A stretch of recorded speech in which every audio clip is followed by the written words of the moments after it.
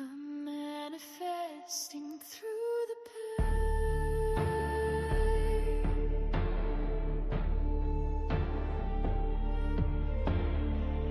I reach for you like a fading ghost, like a vapor of smoke. You look back but didn't see me.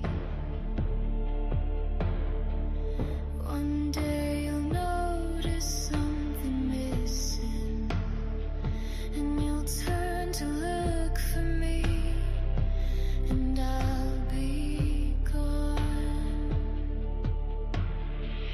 Just a memory, a fleeting memory, forever chasing me like a haunted cemetery. Forever you'll be missing me. I'm manifesting through the pain, like a whisper lost in the rain. In the night I'd fading like a ghost train. You have only yourself to blame. An empty carriage, a carnival of pain, with ghosts standing in the rain. My memory, your pain. Just a memory, a fleeting memory, forever chasing me like a haunted cemetery. Forever you'll be missing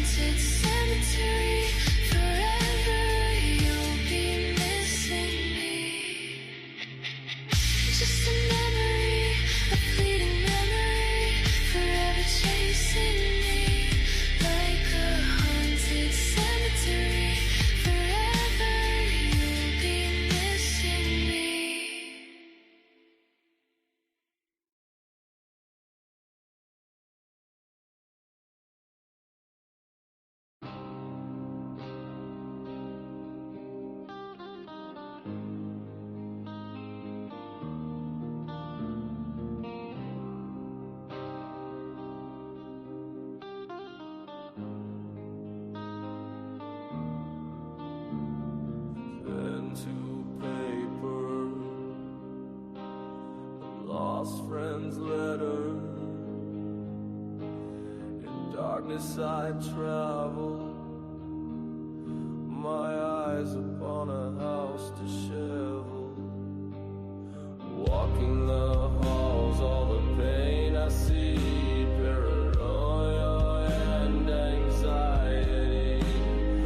Usher was telling me, paranoia rising, the house is hearing, influencing spirits haunting, the house of Usher is falling.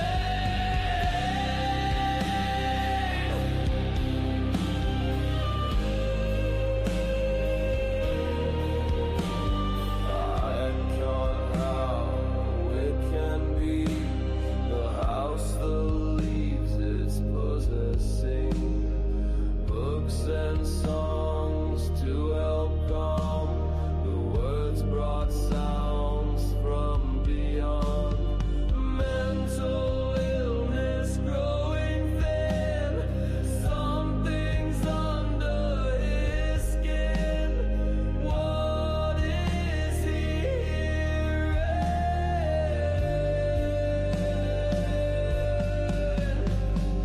Paranoia rising,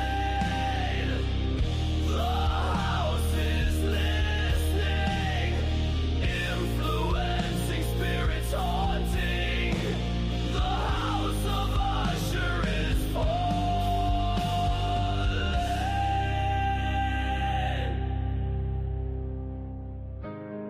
Plans not fair, we left her there, a tomb cold, but for her it could not hold.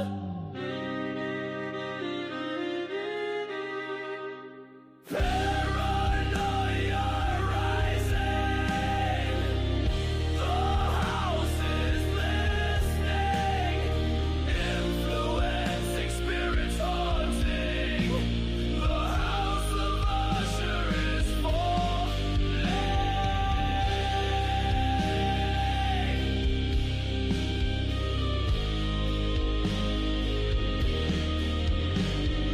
Usher's ghost, the house's host, like the wind she flew in from the cradle, no one could save, soon the grave, the house of Usher would but cave, her body on mine, we both lost to insanity's time. Paranoia rising, the house is listening, influencing spirits haunting, the house of Usher is falling.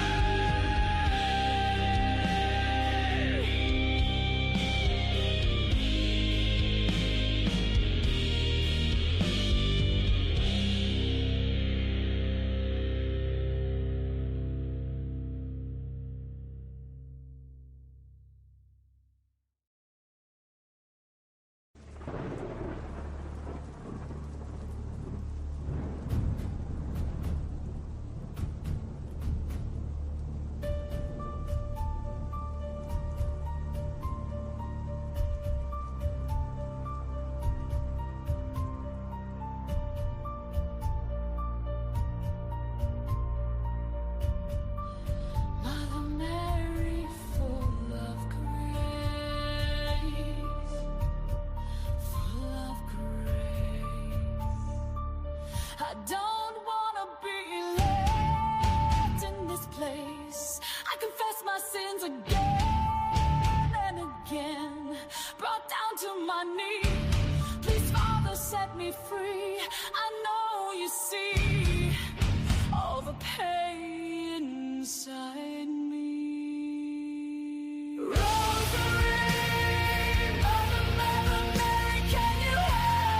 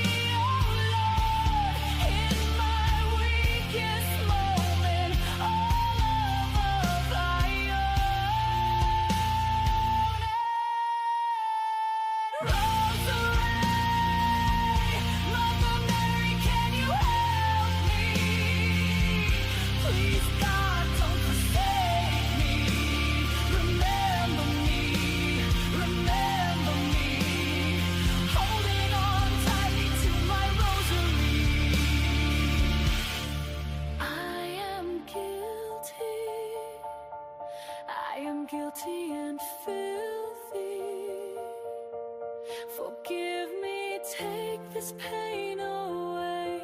I know I stray. My soul is tired with heavy burdens, no clergy man redemption. I stand alone, my sins ingrained into my bones. Heaven or hell, where will my soul dwell? Eternity is waiting for me. Jesus, I beg, have mercy on me. Rosary, Mother Mary, can you help me? Please, God, don't forsake me. Remember me, remember me. Holding on tightly to my rosary. Mother Mary, can you help me? Please, God, don't forsake me. Remember me, remember me. Holding on tightly to my rosary. Rosarium,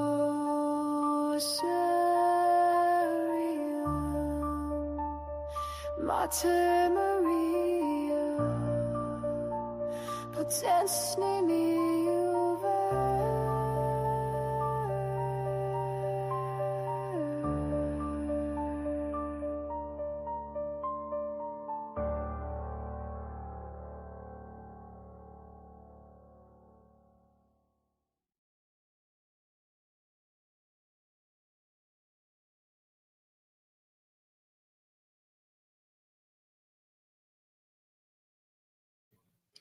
All right, folks. Welcome to Paranormal Roundtable. I'm your host, Josh Turner, and this is PRT.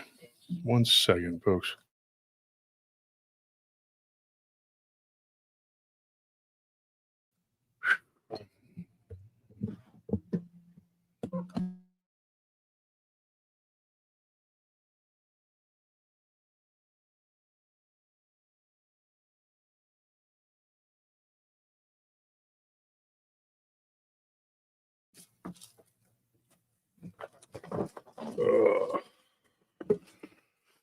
Yeah. So, what is today? Wednesday, and it is what, the second couple of days we'll celebrate our independence, right?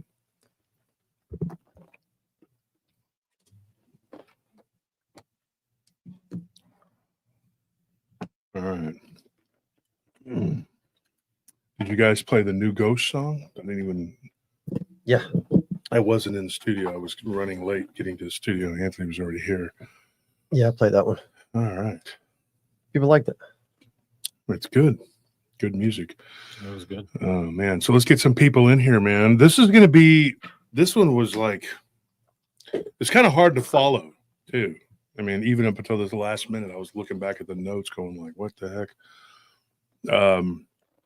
So it started out, a guy reached out to me. All right. And his name is Joseph. I'm not going to say his last name, but I mean, you know, and he's Italian. He's Italian. He's third generation. His grandmother came here. She came here a little bit late by immigrant standards. Like a lot of Italian immigrants, the immigration kind of stopped. It slowed down, you know. But his grandmother's cousins lived here. And they had been living here in the States. They immigrated back like in the turn of the century to the 20s. And his grandmother, she was one of the younger cousins, but she got on board eventually and she came. And her daughters, she had 3 daughters. Her name is Margareta, but they came from a place in Italy that was undergoing a lot of problems. They were Sicilian. Now, her dad he's Milanese from Milan, and he's Sicilian and Milanese. Her dad's dad was Milanese, and he had a textile business, I guess, something. And so they moved to Sicily because it was cheaper there to get labor and stuff like that. And of course, Sicily was a very poor place for the most part. And so the person that this happened to, like, it happened to several people, but it was one person in particular that's kind of centered around them. She went through a rebellious phase. Now she's 62 years old now, right? So we did the math, Tony, on she would have been 28 because she said 34 years ago. So she was 28 years old. She had gotten out of college and she decided that she wanted to help people. So she went in and did all kinds of stuff. She went to South America and to a couple of other third world places and was trying to help people, whatever. But she now here's the thing. The first thing that happened to her that she remembers was when she was overseas. She was in Colombia and she was helping some people and she thought that she saw something in the jungle. Already? It starts. Not yet, luckily. Just So anyway, we got to get some people in here and then we'll start talking. It's a pretty horrifying story. Yeah, it's pretty intense. Based on what you were telling me. So yeah, so we have to I was horrified just now and actually relieved to know that my phone was just getting a spam phone call and not one for work.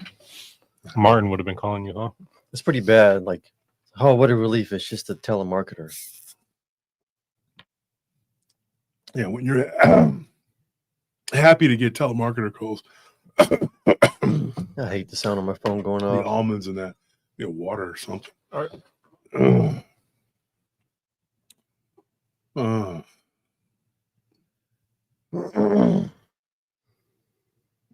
Wendigo says, nice shirt. Yeah, it's Run DMC. Like, classic. Back when rap was like, not all just. Back when it was fun. Yeah, now I can't listen to any of that crap now. I need water, dude. This is that protein will hurt my stomach. I'm not real on board with it, the stuff they got now. There's a little bit of it I'll jam to, but for the most part, I can't dig it. Can you dig it? No, I can't. Nope.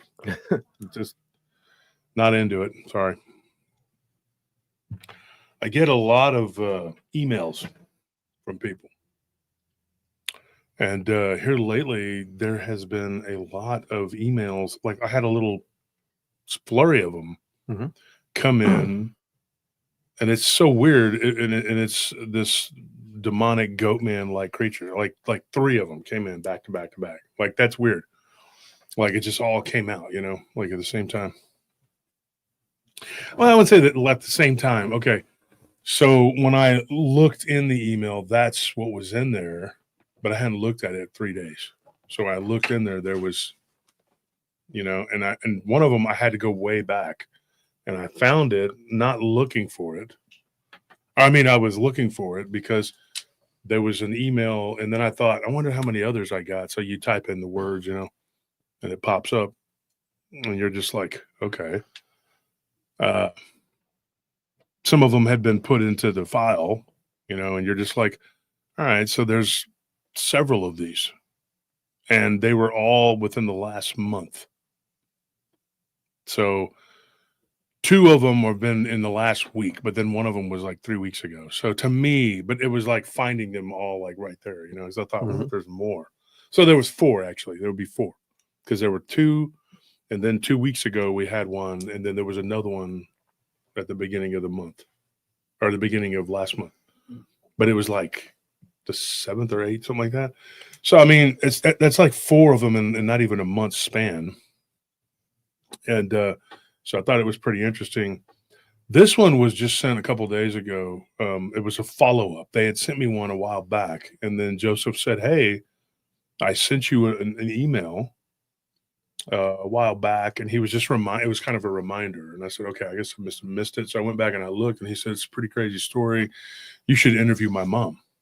Now, people will tell you that. I mean, they'll be like, hey, we got this crazy story.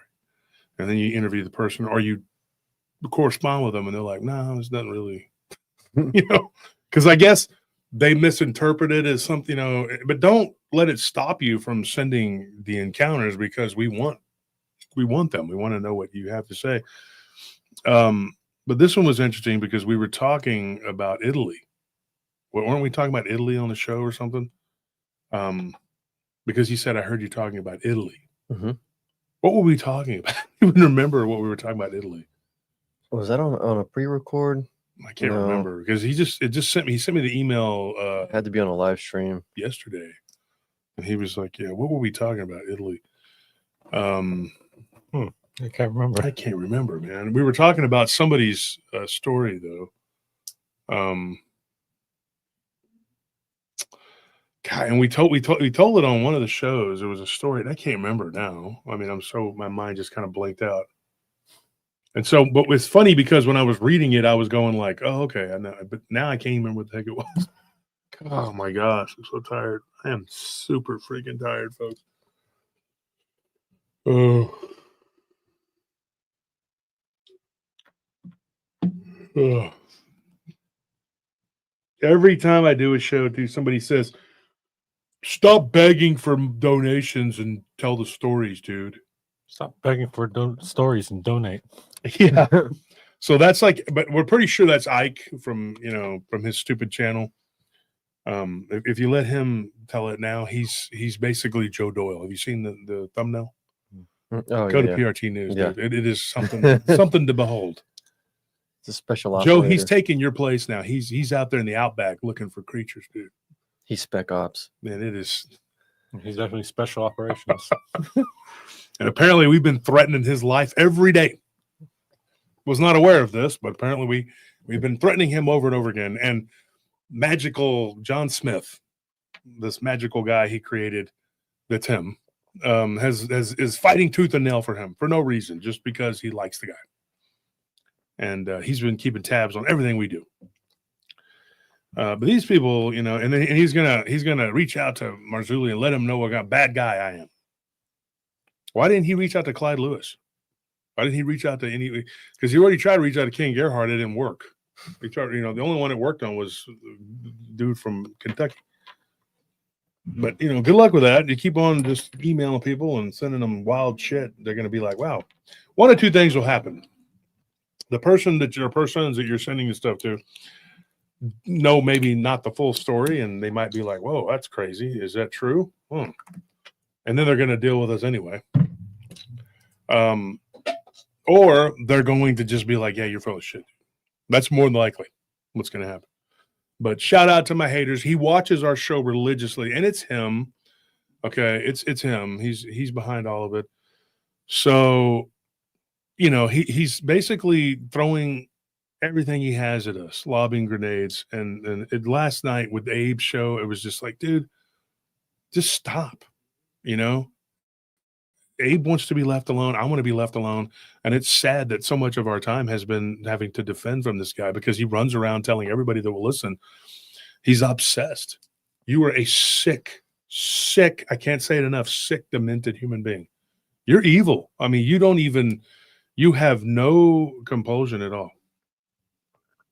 Jesse Carbajal, who's the co-host of Spiritual Cryptic Encounters, had a bad stroke.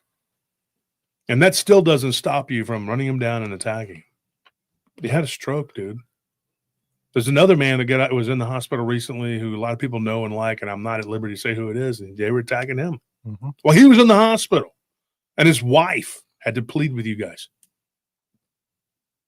These are the kind of people, Harley Owens, you just went off on, you just attacked that man because he went on BMR's show.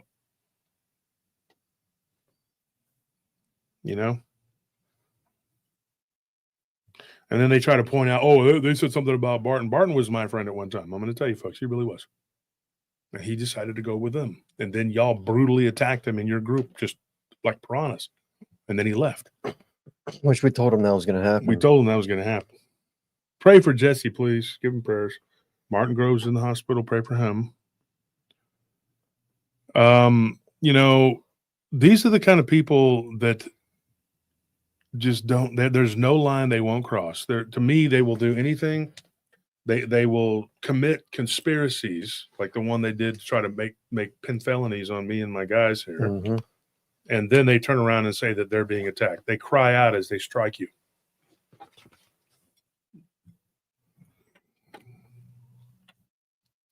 So that's what we're dealing with, folks. It's every day. Go look at PRT News. It's every day. These people attack us and ambush us at every turn. Every turn they attack us. And I wake up to more slander, more lies. The people from the community asking me, what's going on? Oh, you know, nothing, dude. These people just they are obsessed. I've never seen a group of people more obsessed. And no matter what anybody else does or says, they always come back and attack me. I am not a puppeteer. I don't control what everyone in the community does and says about you. But when you're attacking people, they're going to go after you. They're going to come back at you. Mm-hmm. Some people will sit there and take it. And what he's learned about us is that we won't take it. Mm-hmm. You walking skin tag.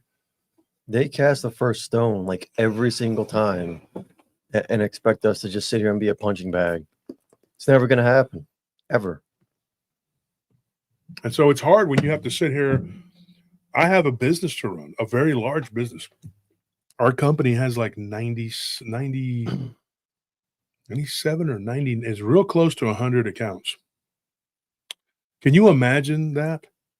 That's a huge undertaking. That's why I'm a business partner. I can't do it alone. And neither can my partner. And Anthony's pretty much like, you know, but we have to not only do that, then we have to do the show. I cannot get on track to finish this freaking book. And I am every day being attacked. And I have to do, today there was a guy. He's a really good dude. I mean, he's been like with us for a while, but he didn't know what was going on. And he just asked. And I think the guy goes by Sage Alter or something like that. Told him this is what's happening, gave him a rundown. I don't know. You know, you got people that come in and they see this crap and they think that, oh, there's a bunch of people against you. No, it's a little cabal of douchebags, but they try to make it look like there's this whole community out to get me because they run to Reddit and say the most horrible crap, trying to say that I'm a Satanist and that I'm gay and all this other crap. They make accounts to make their group seem bigger, or they'll post anonymously. So it's like, oh, it's a random person, not us. We swear. Well, he keeps falling back on that they're, you know, those random accounts aren't him. He's not, you know, dude, you can say all you want, dude. We know they are. And it's been proven. There was an account called Chickens Cleghorn that was proven in court. Peterson Damon too. And Peterson Damon, we have the screenshots to prove that you and Janice Blake did that. Mike, we know it's you. So please stop with your bullcrap. The whole community knows it's you. Those that don't become enlightened really quickly. So you going around telling everybody, you and Larry going around telling everybody, all you're doing when these people do things like this, and this is a lesson to the whole community. We have the first proof we had was in 2021. Now think about that, folks. This is a guy who's been after me for 4 years. You're probably the one that set Vic on me, which made him think that, you know, this was, you know, somebody had messaged him and told him all this. But there again, that person's responsible for their own behavior. They decided to go in and say something when they shouldn't have. But my point to this, and we're waiting people to get in here, is that this could happen to anybody in the community. And it's a nightmare. This guy is like a jack in the box that won't go back in the box. He just popped out. And once he was exposed, then the real trouble began. But then he figured out, because he can fall back on his 164th, I'm not joking, 164th charity, you fall back on that. I'm addressing you directly. You know this is the truth. I challenge you or any of your cohorts to come to my show. We'll go to Rumble, and let's see your proof of all these things you talk about. Now, it's very expensive to get someone to uncover these accounts, but I'm determined to do it. I'm going to prove it one way or the other. We know that they're coming from Oklahoma. That's all we got right now, right?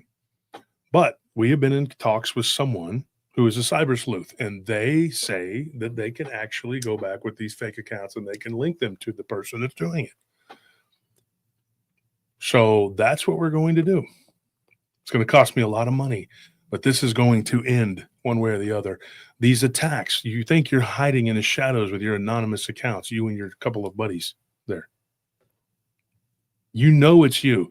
Now, I'm accusing you right now publicly of being these fake accounts.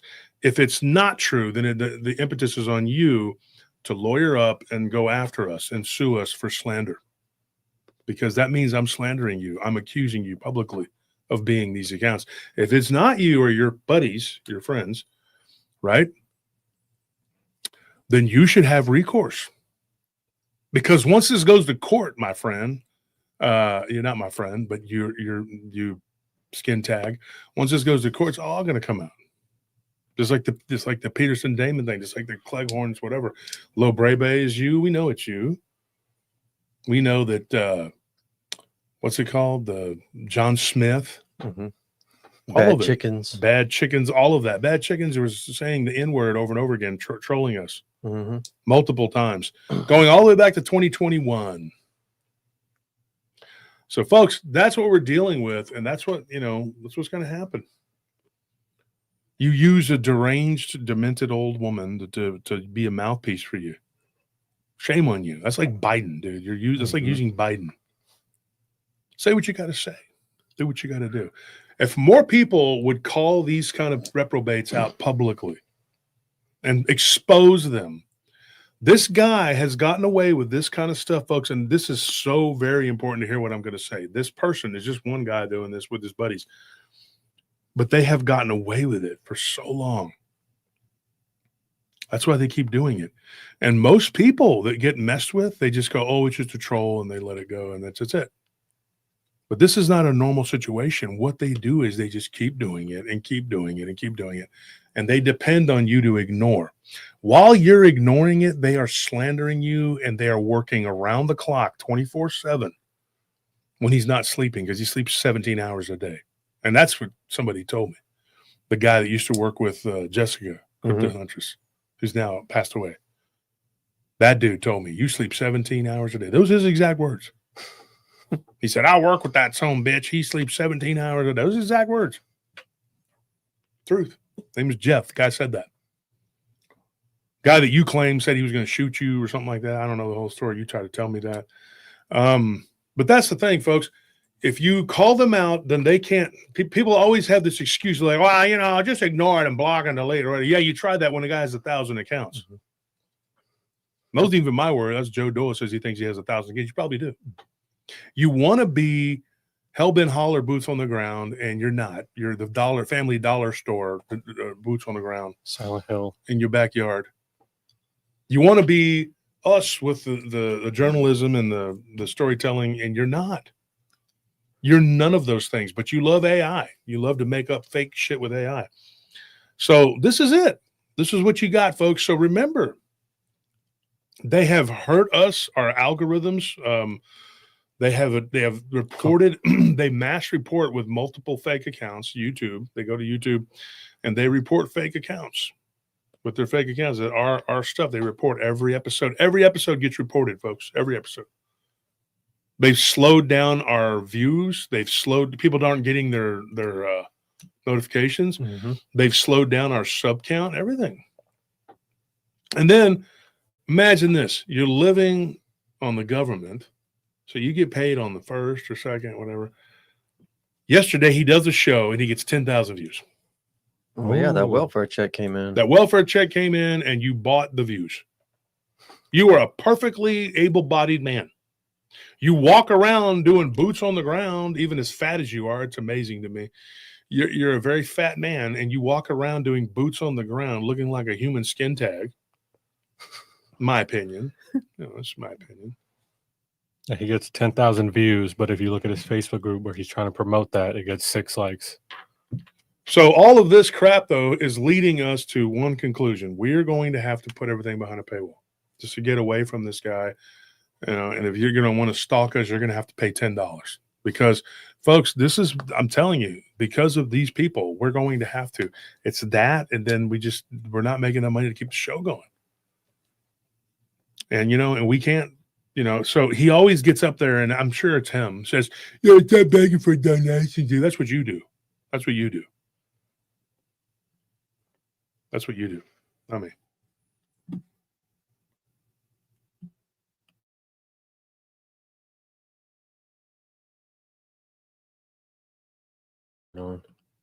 So, yeah, and so you have 6 people that liked put a like on his little post on his channel for his show, whatever. But then 10,000 views, 10,000 people went to watch him. You need to be reported, all right, for buying views. You need to be reported because I know damn well that you didn't get that. Those are numbers like we do. Like I know damn well you're not doing those numbers. And then your algorithms, when you look at the social blade, it's like a triangle, nothing, triangle, nothing. Like you're going to have still some subs, even if it goes up and down. Like, you know, dude, everything about you is fake.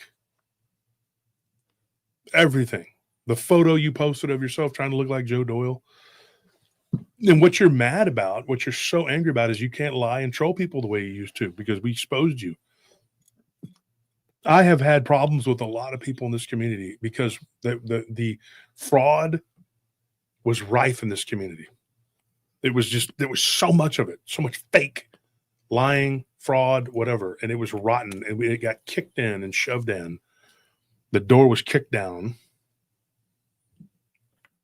And I'm going to tell you right now, that's the problem. I have been bogged down in a war for 2 years with these people because you refuse to stubbornly, like a turd that won't flush. If you were just doing your own thing, I wouldn't even be messing with you. But you're not. You're constantly messing with us. So that's a message to you. And now we're going to get into why we are who we are and do what we do and why Joseph chose to come to us. He didn't go to you. He didn't go to you. So 3rd generation Italian, nice kid. Talk to him. Great guy. Yeah, exactly. 86. Joe Doyle lookalike contest. You're the winner, dude. You won. You tried to make yourself look like Joe. Like you were Joe and Jesse out there doing real stuff. You know? But that's not what you're not real. You're the phony baloney. And now, because you can't stop and you won't stop, like Diddy, you just won't stop.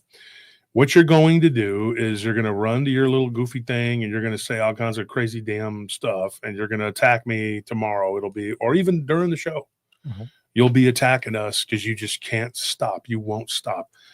I'll make you a deal. If you stop with your fake accounts and your nonsense, I won't say another word. But I know in my heart, it's not going to happen. Exactly. That's not going to happen. You won't. As you're uttering out that sentence, he's already coming up with what lies he's going to say next. Mm-hmm. Yep. Nothing but lies. I got a lot of things going on in my life, dude. And dealing with these people is not one that I want to do. So he's a tick. It just latched on. So anyways, now we got 333 people in here. That's a weird number, but here we go. So we have something that someone had sent us, right? So I go back and I look, and it's weird because, like I said, there was like 3 or 4 different stories in the month that were all Goatman related. And that's not unusual, but like Goatman is not as prevalent as Bigfoot or Dogman. I've had stories before. But what ends up happening, these were very similar. That's the thing I probably didn't mention, was that they were all very, very similar. It was weird. It was weird. And when I was reading them, I was like, are these from the same person? No. So I had 2 from this guy, and then there were 3 that were just independent. So I guess 5, but not really, because they were all different encounters. So 4 different encounters of Goatman. And this person didn't call it Goatman. That was the interesting thing. She didn't say, oh, I had a Goatman. When I talked to her, she was very, when her mother came over here, she was pregnant with her. Okay. And she was the second child. There are 3 sisters and a brother. So when her mother came here, she was pregnant with her. And so her older sister, when she got older, she became a nun. The 2 younger sisters, one of them runs a hair salon, and the other one, I don't know what she does. But her husband owns like a deli or something. I don't remember the whole thing, whatever. But they're a pretty normal family. Like everything's pretty like just it is what it is, you know. And she stressed that. She's like, look, my family's had some weird stuff happen, but it was nothing like that. She goes, I was not really aware of it. She said, we had property back in Milan. And she said that when she went back home to visit, that's when things really started to ramp up. Like she said, I visited and I really liked it. She's like, but when I stayed at my great aunt's house there, she's like, I saw something. And when she started to tell me about it, it just sounded like a ghost. Like, you know, and I know here on this show, it's kind of like, well, we've talked about so much weird, crazy stuff. Like just seeing a Bigfoot or seeing a ghost, it's just like, what is that? Like that's just normal, right? It's just like, oh, it's just a standard Bigfoot encounter, the standard ghost encounter. But it's not for the people that actually see these things. It's not just a normal standard thing because it's shocking to them. Now, when she was young, she had a couple things happen to her. One, when she was a child, she saw something that looked like the Grim Reaper come into her and her sister's room. And I said, well, what did it look like? She goes, like the Grim Reaper. She goes, you know what the Grim Reaper looks like, right? I'm like, yeah, of course I do. She's like, but it didn't have a scythe. You know, she said the little staff. She said that's what she's talking about. She didn't have that. She said, I remember that. I was like 5, 6 years old. And she's like, I just remember being terrified. And then her uncle died, like right after that.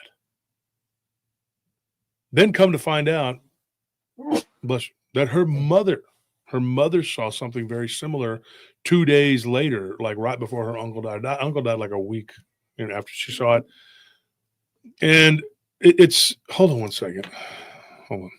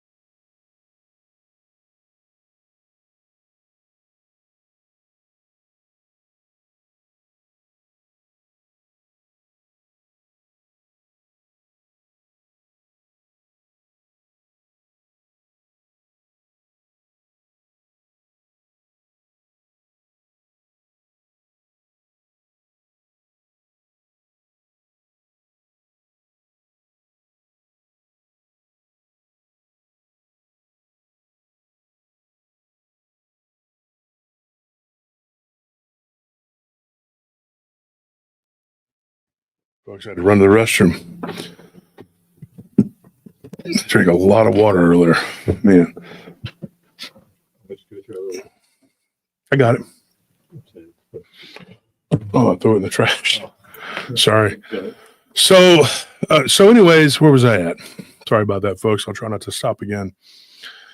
And so she tells us, she's like, the first, because I always, when I interview people, this is how I do it. I always tell them, can you tell me from the first time you had an experience? Tell me what happened to you. This is what she told me. So she has another sister, that that was her very close. They would be considered Irish twins. They're like 12. They're not even a year apart. They're like less than 12 months apart. And her name is Valentina. Okay. Now her and her other sister, Margareta, they have like this real strong bond. And she said it was weird because the youngest sister Now, this is a weird little sidelight to the story. She was in a wreck when she was a child. When she was 6 years old, she was in a head-on collision, and they were going to some kind of event or something. But luckily, they weren't going super fast. They were going like 30 miles an hour or something. But it killed the driver, which was their family friend. She was, and her daughter, they were playing together. It was like a little, get together or whatever. And they were taking them to like a softball tournament or something. The girl's mother was killed. Their sister ended up in intensive care. And for all intents and purposes, they believe she's a walk-in. Now, that's a weird part of the story. That doesn't really, it's not going to have a whole lot to do with the rest of the story, but it was just weird because their younger sister seems to be completely like alien to them. And when she was 19, she just moved away. She was always in her own little world, in her own room. And she would say things like, I'm not related to y'all. Like, she totally told them that. So Frances was like, okay, so I have this one sister. She's like, she says she's not part of our family. She goes, I haven't talked to her in over a decade. She moved out to California. I'm sorry. AKA the hell on earth. And because it's pretty much not because of any because of the land, what they've done to it. Yeah. I mean, it's just horrible. But it's beautiful out there, but yeah, it's beautiful. But she lives out in California, and she says I haven't talked to her in over 10 years because I asked her about her. She said, "Now me and my brother were pretty close." She goes, "And me and my older sister is pretty close. She became a nun. My younger sister's my Irish twin, and her and Valentina are very close. She calls her Val. So if I say Val, that's what I'm talking about. When she was 20 something years old, she goes, I was in my early 20s. She's like, I decided that I wanted to be rebellious. She's like, this was like 40 years ago. And I was like, I'm going to stick it to the man, And she's like, the worst thing, this is her own words. She said, the worst thing that ever happened, my parents let me go to college. Yeah. She's like, I went to Rutgers and I did all this, whatever, blah, blah, blah. And then I went to this other school, blah, blah, blah. And she says, it was horrible. She said it was very bad. I got into drugs and I got with this crazy hippie guy. And next thing you know, we're going to Colombia. She's like, what they don't tell you is that there is an organization down there that's run by the communists and that there was a very bloody civil war going on. You hear about the narcos and all that, but that's going on too. Thank you for the donations, guys. We appreciate it. But she said that me and my boyfriend at the time, she's like, he was an idiot. His name was Roger, and he got her to go drop out of school and go become what they called a unifier. We're going to unify everybody, right? Yeah, that's the little fancy words for whatever. They take words of good stuff and they turn it in, and they pollute it in their bull crap, whatever. And then if you're against it, you're against that word, You're against unity. So there's an organization down there in Colombia, SARF. You know who that is, right? Mm-hmm. So she's like, we end up going down there and we are at gunpoint, politely asked to leave or we're going to be murdered. And she's like, we were taken hostage for like a week. And then they let us go.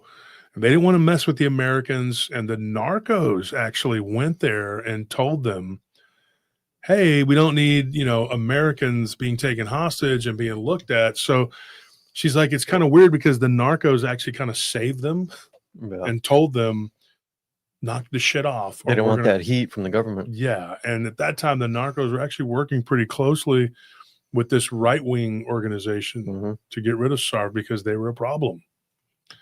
And so, this is the days of Escobar, whatever. Yeah. So he basically told them, look, we don't need Americans. There's already enough problems.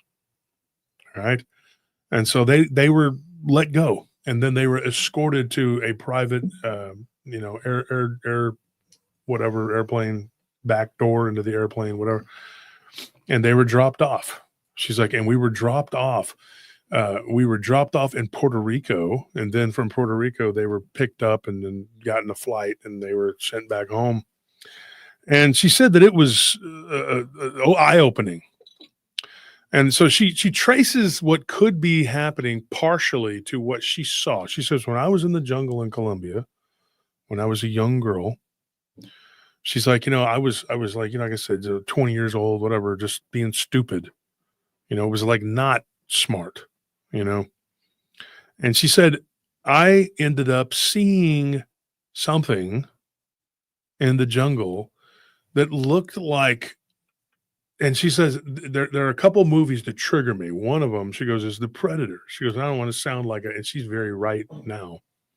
But she's like, I don't want to sound like a leftist. This is her words, right? Mm-hmm. She's like, but there are certain things that trigger me. And she's like, that movie, The Predator. She's like, when I watched it, I had not seen it when I was down there, She's like, but then when I came back, years later, my daughter, she's like, hey, let's watch this movie. She's like a little kid and they rented it. People used to go to Blockbuster.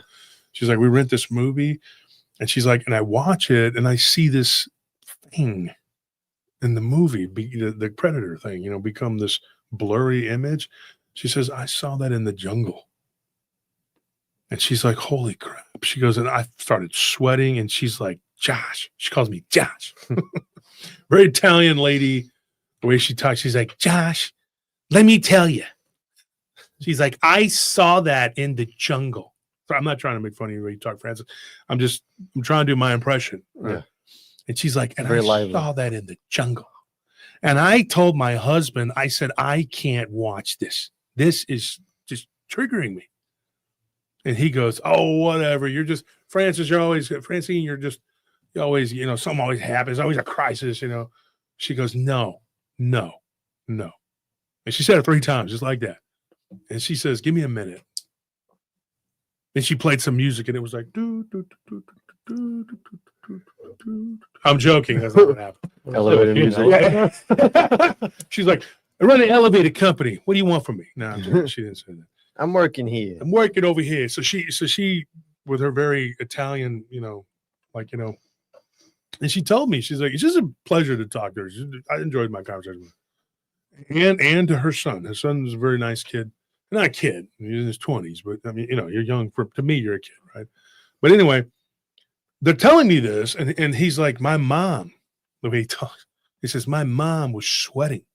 She looked like she was going pale. She was going to pass out. I'm like, Mom, it's just a movie. She's like, you don't understand. And she got up, and so her husband goes and he asks her, what's going on? You're ruining movie nights. He goes, and he's just chewing popcorn in my ear. He doesn't even care. And she's like, I saw that in the jungle. He goes, the Predator? She goes, I don't know. Maybe a predator. I don't know. So she goes, this is what I saw. She goes, whenever I was laying there, we were on these cots and we were supposed to be helping these villagers, whatever. She goes, total bull crap. At least now she sees it. She's not one of the people that makes excuses for us. Like some people I've interviewed, not mentioning any names. I'm not going to say it. I could. Not going to say her name.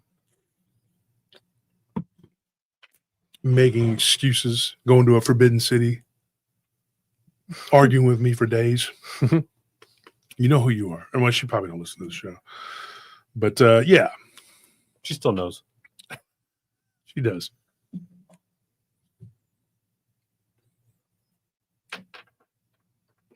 Okay, I'm going to say her name is Agnes. She argued with me bad. You were wrong. You were wrong. You were bad wrong. You were badong. You were bad. She admitted it, though. I mean, to her credit, she did admit. She's like, I made some mistakes. Finally, after I had to convince her and pray with her, I'm like, look, you shouldn't have done what you did. I mean, it's just people make mistakes, but when you get older, you have to know, hey, I screwed up. I made mistakes. I did things that were wrong. People got hurt, whatever. And so, this person didn't do that. She was just like, I was a total fool. I was an idiot. And she cried. And I said, you don't need to beat yourself up. She goes, no, it was just stupid. We could have all been, my parents were worried sick. She goes, and that's why she was talking about how she hates colleges, how they just brainwash you. This professor she had, and this dumb boyfriend just got her to be stupid, and put everything at risk, She's like, my parents were going to fly down there and try to find me. They could have been killed, And so she said, I learned my lesson. She's like, and I just went the completely opposite direction. And then she said, you know, what I saw down there, she goes, I saw something that looked ape-like, but it had a weird muzzle on it. And she goes, and it had glowing yellowish orange eyes. She's like, it came out of this blurriness. When it moved, it looked like the blur. It looked just like the Predator, the movie, The Predator. She's like, and it was the most disturbing thing. She goes, and I couldn't watch the movie. She's like, finally, years later, I sat down by myself and I made myself watch it.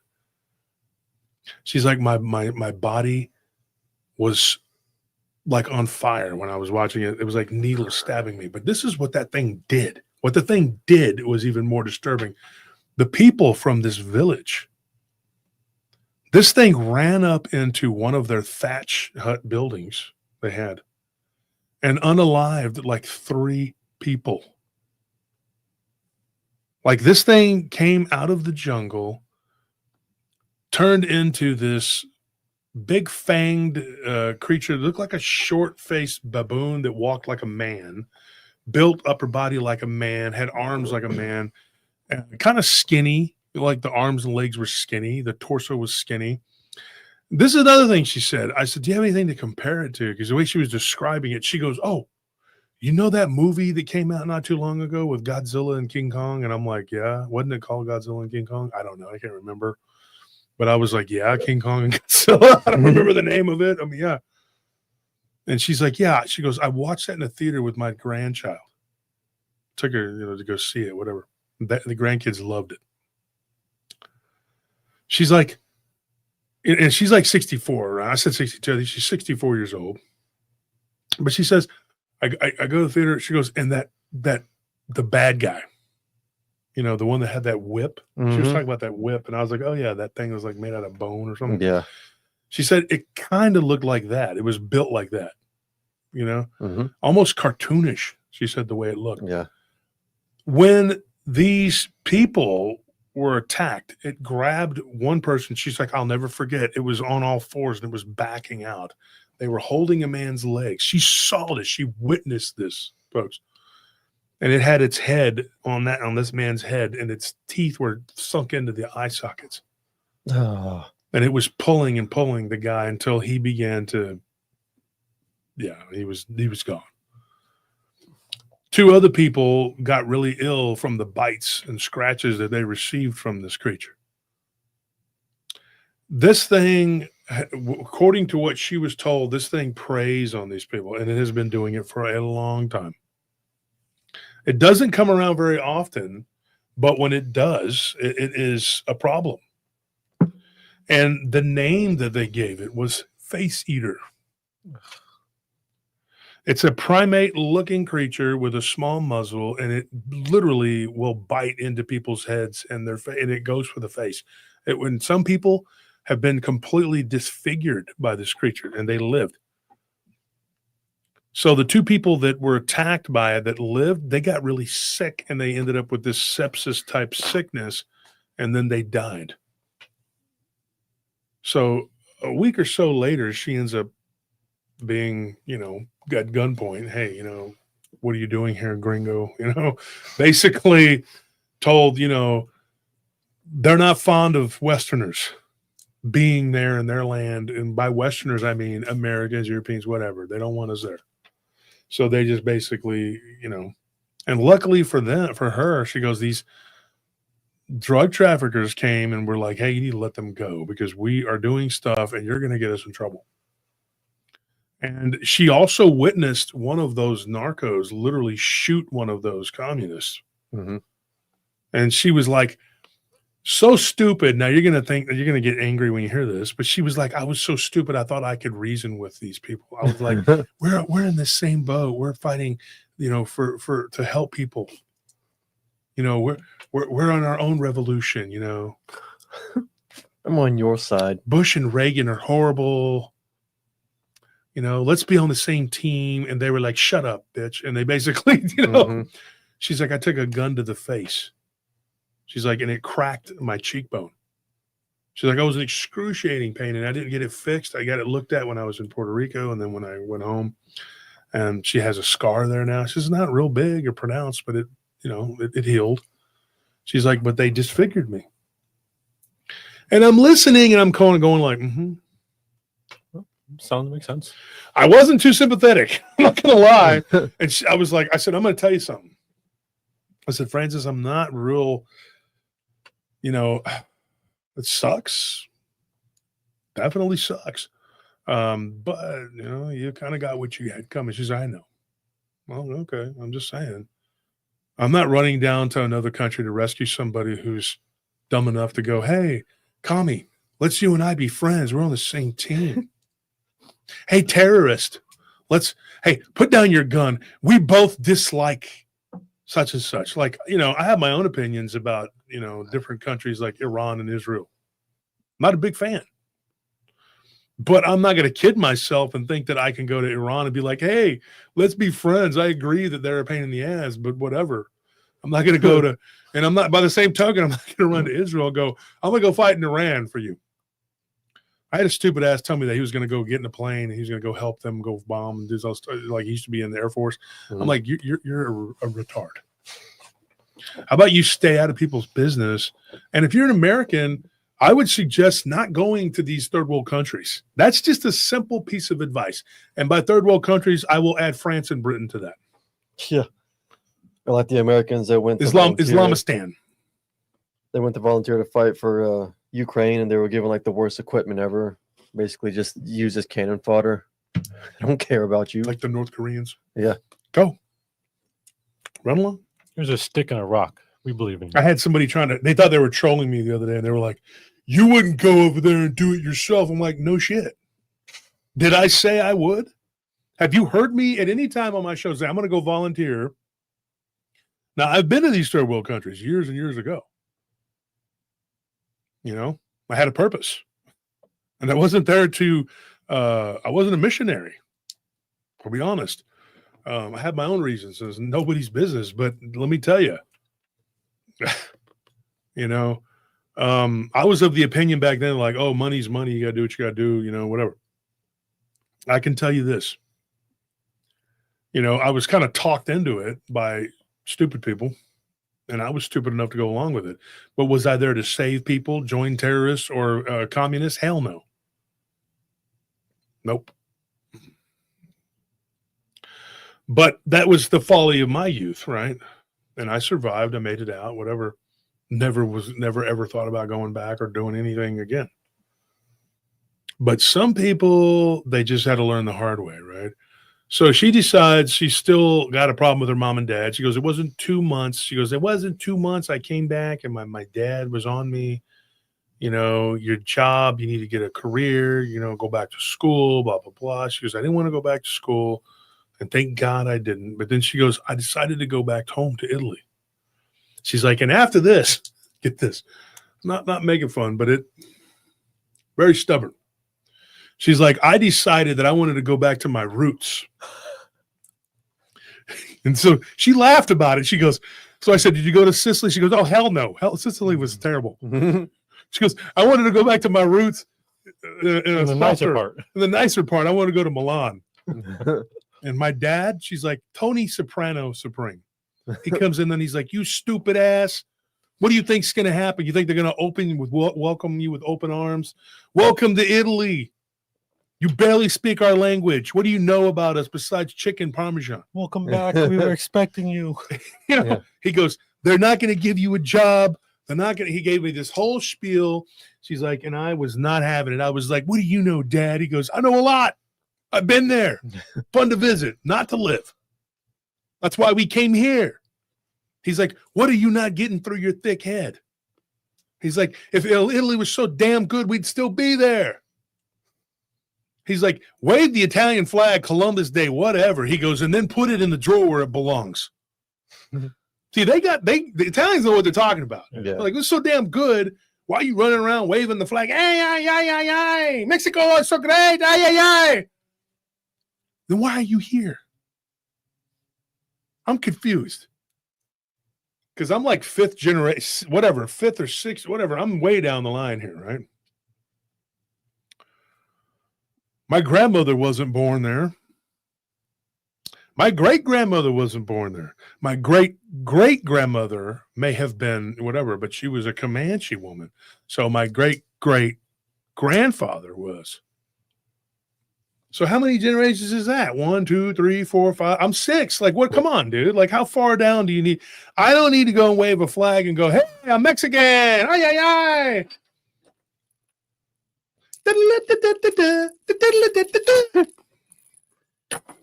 Go on, Mike. Go report me. It's being racist. It's being racist. It means self-racist. Why don't you go where you came from and see how great it is, and then let's come back and let's see what happens. Do you like this country? Because I can tell you right now, man, I'm not going back to Mexico. I've been there. I used to go there, but I'm not going to stay there. Well, I did stay there for a little while, but I'm saying I don't want to be a citizen. If you buy property in those countries, do you know what happens? At any given time, they can take it away from you without cause. They don't care. It happened to my cousin. Total gringo. She's a green guy, whatever. She's on my dad's side. She's like, oh, I have this place in Cancun. And they took it away. Yeah. Gave her a letter. Said, hey, it's ours. Because it belongs to the government. Belongs to the government. You don't own just shit. Lease it. You don't own anything. You own a truck. Good luck. We do the same thing here, really. You pay Property taxes on it till you die. Yeah, it's property a way to taxes just are a scam. Keep you, you shouldn't have to do that. And now Texas is trying to get rid of it. But the federal government's like, don't do that. And we've just now approved, starting in 2027, we can now use gold and silver as legal tender. That's going to be a problem for the federal government. You watch. Mm-hmm. They don't like that. They're like, Texas. It's kind of like you have your bags packed, like you're going somewhere. I know that can't be correct. What, are you going on a vacation? Texas is like, no, I'm getting ready to go do some stuff. Well, are you going on a hunting trip or something? Where you going, Texas? Because it's kind of bothering me. I don't know. A little nervous. Texas is like, why don't you worry about yourself? And they're like, well, Texas, because if you tried to leave, might be some problems. They start cracking their knuckles. Bunch of other states show up. They're all there together. Texas is like, oh, okay, you boys want trouble. That's why we got our AR-15s. Who knows, right? Texas is like, say hello to my little friends, right?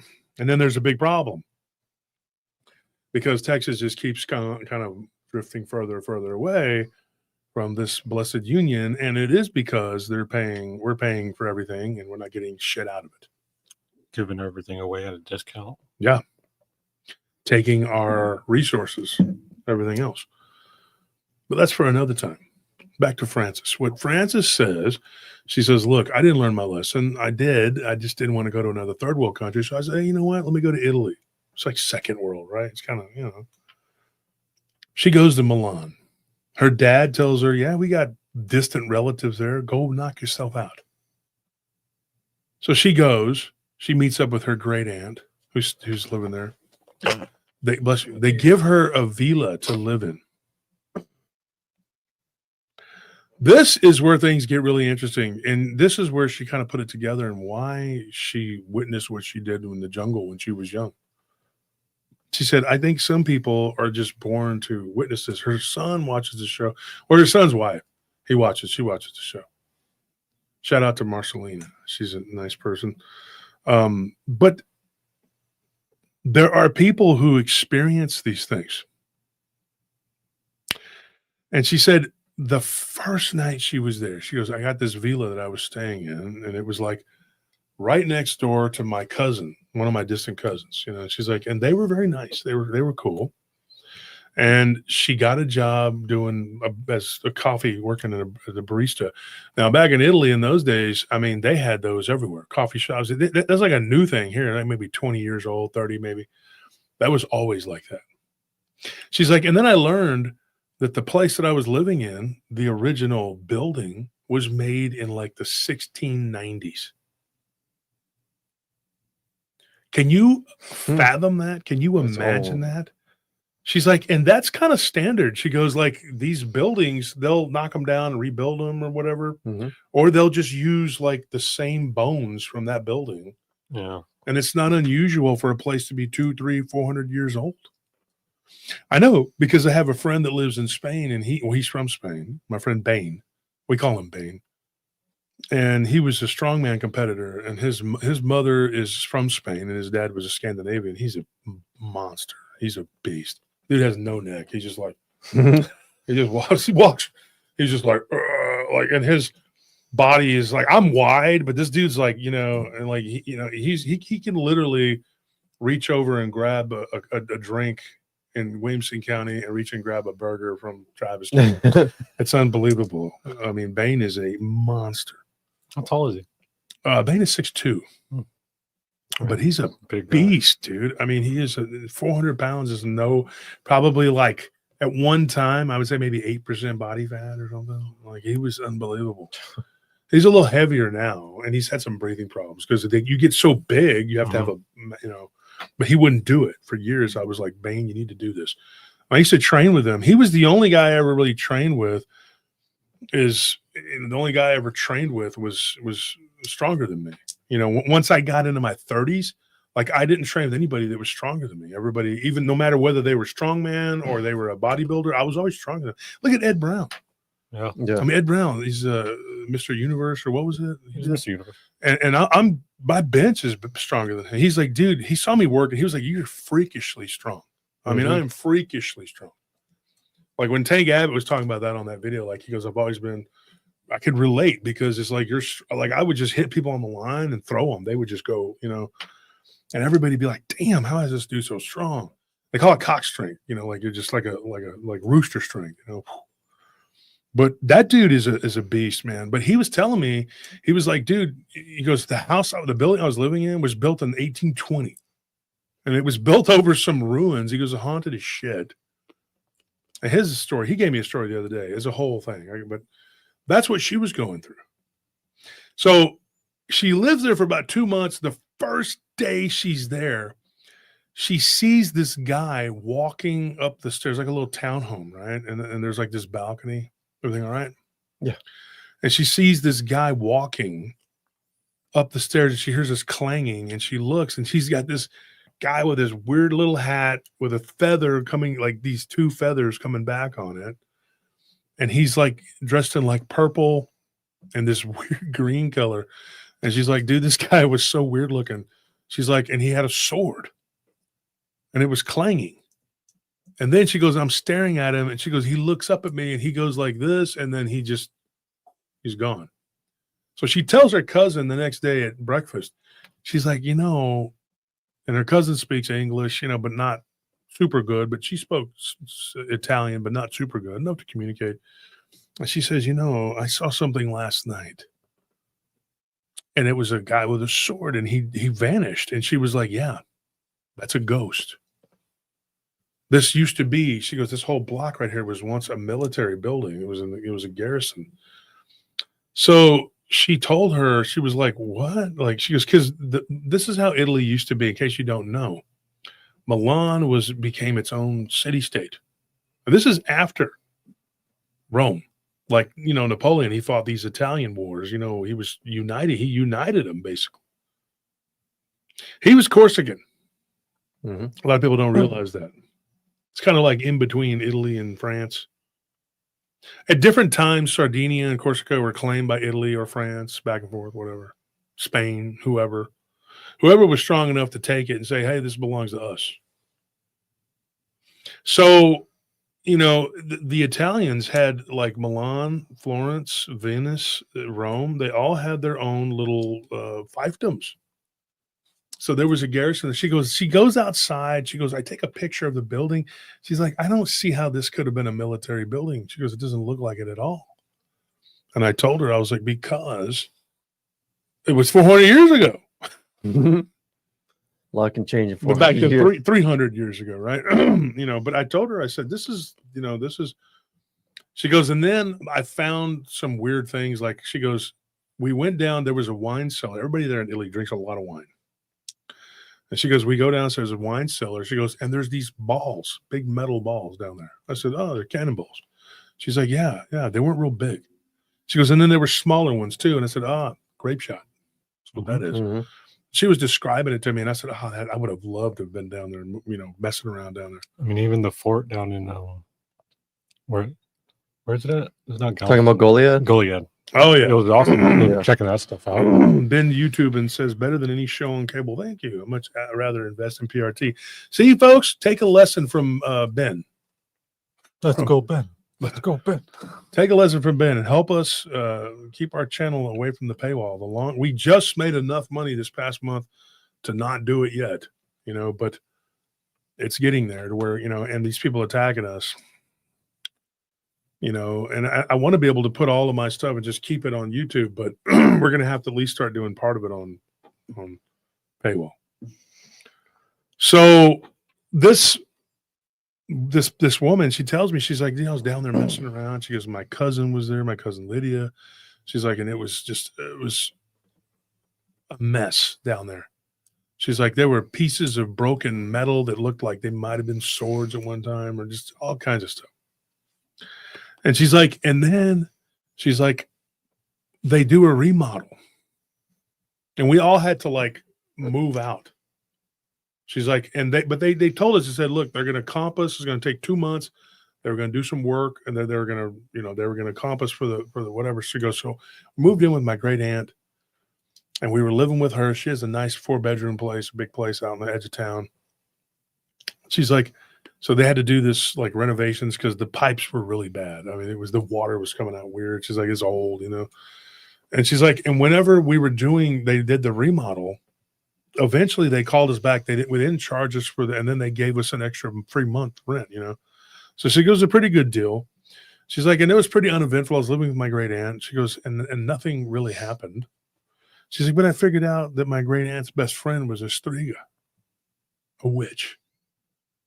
She goes, and this woman comes over, and every Wednesday she would come over wearing this veil, this black veil, and she would do this reading, and I would see them in there talking, and they were looking at leaves. I said, oh, okay.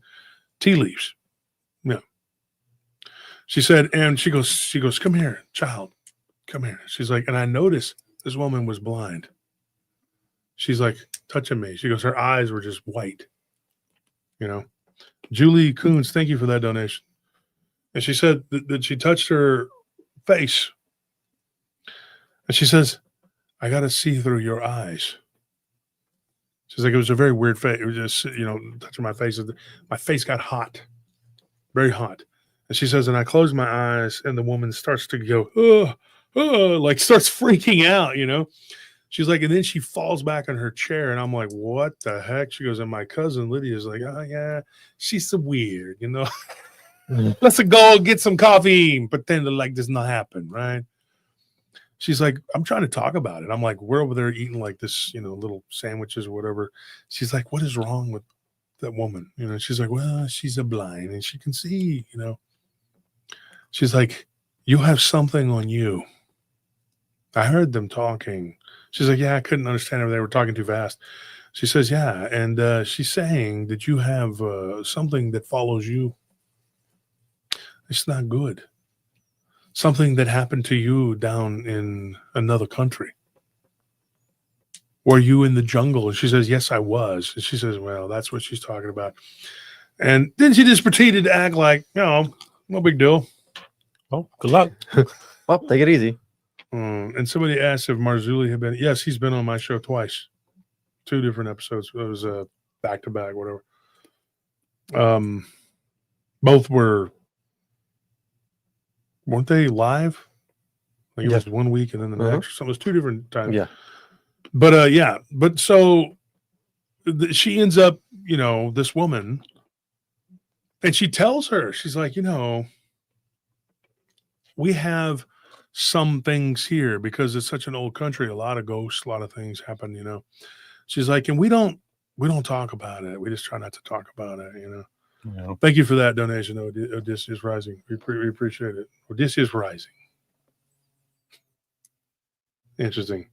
But it says Odysseus. How would you say that? Odysseus.